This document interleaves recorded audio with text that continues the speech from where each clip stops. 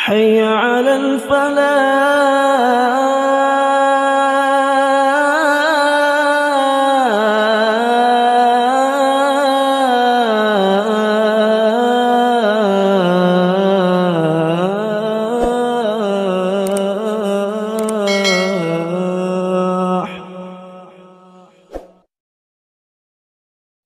Bismillahirrahmanirrahim. Alhamdulillahi wa kafa wa salatu wassalamu ala nabil mustafa wa ala alihi wa sahbihi wa man wafa ma ba'd. Saudaraku yang dirahmati Allah subhanahu wa ta'ala, kita sudah diberikan kenikmatan oleh Allah subhanahu wa ta'ala tanpa batas. Bahkan kenikmatan itu tanpa kita rasakan bahwa itu adalah dari Allah, tapi kita nikmati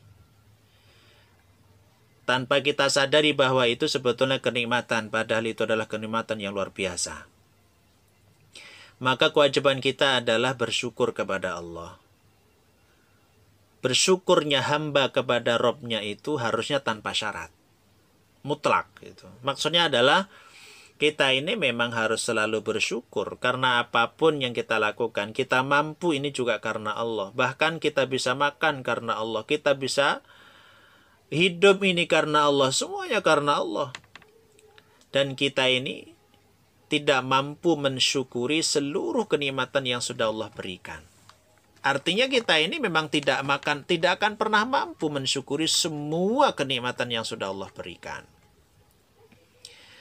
Maka tugas kita berusaha agar kita menjadi seorang yang syakir, yaitu orang yang bersyukur. Walaupun syukurnya belum maksimal.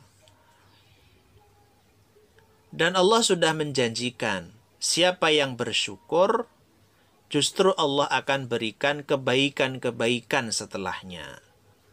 La in syakartum, la azidannakum. Siapa yang bersyukur, pasti kata Allah akan berikan sesuatu yang lebih baik dari itu. Kenikmatan-kenikmatan yang lain.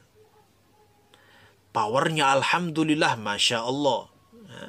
Bahkan Rasul mengatakan, man an'amallahu ala abdin ni'matan faqala alhamdulillah illa kana alladhi a'ta afdala mimma akhadha. Tidaklah sekali-kali Allah memberikan suatu kenikmatan kepada seorang hamba lalu dia mengucapkan alhamdulillahi rabbil alamin. Apa kata Allah? Melainkan apa yang Allah berikan tadi akan ditambah lagi, lebih baik lagi dari apa yang sudah mereka terima. Masya Allah. Ketika kita bersyukur dengan apa yang sudah ada, Allah akan berikan sesuatu yang jauh lebih baik dari itu. Ini adalah bentuk motivasi dari Allah subhanahu wa ta'ala. Bahkan kalau kita ringkas sebetulnya, lafaz alhamdulillah, kita bersyukur kepada Allah, itu tingkatannya jauh lebih tinggi daripada istighfar sekalipun. Kenapa? Karena kita bersyukur itu, artinya kita berterima kasih kepada apapun yang Allah berikan kepada kita. Dan kalau kita sudah mengucapkan alhamdulillahi rabbil alamin, harusnya hati kita pun juga harus menyadari bahwa ini semua dari Allah. Kalau kita sudah sadari bahwa ini dari Allah, pasti akan timbul amal yaitu taat kepada Allah. Gitu. Makanya ucapkan alhamdulillah setiap saat sebagai terapi agar kita ini selalu bersyukur, tidak mengeluh, dan kita pun menyadari bahwa itu sesungguhnya dari Allah. Kalaupun misalnya ada orang yang memberikan sesuatu kepada kita, ujung-ujungnya nanti dari Allah juga. Walaupun misalnya saya makan tapi dari usaha saya misalnya. Saya bekerja kok, oke. Bekerja itu pakai apa? Pakai fasilitas yang Allah berikan. Oksigen Allah. Mata Allah. Telinga Allah. Semuanya itu adalah titipan yang Allah berikan fasilitas untuk kita. Kalaupun seandainya setiap nafas ini mengucapkan alhamdulillah nih, itu belum cukup. Kenapa? Karena setiap nafas yang kita syukuri baru nafas, belum matanya yang kita syukuri, belum jantung yang terus berdetak, belum aliran darah yang terus mengalir. Bagaimana kenikmatan yang lainnya?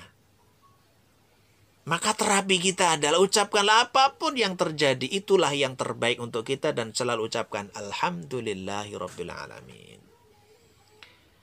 Jadi dengan alhamdulillah sebetulnya kita itu sedang menyadarkan hati kita, memantapkan lisan kita dengannya, dan kita mengoptimalkan amal kita karena kita mensyukuri nikmatnya. Sehingga nanti kita sholat, kemudian kita ngapal Quran, kemudian kita merojaah, kita menuntut ilmu, semuanya akan nikmat. Kenapa? Karena bentuk syukur gitu.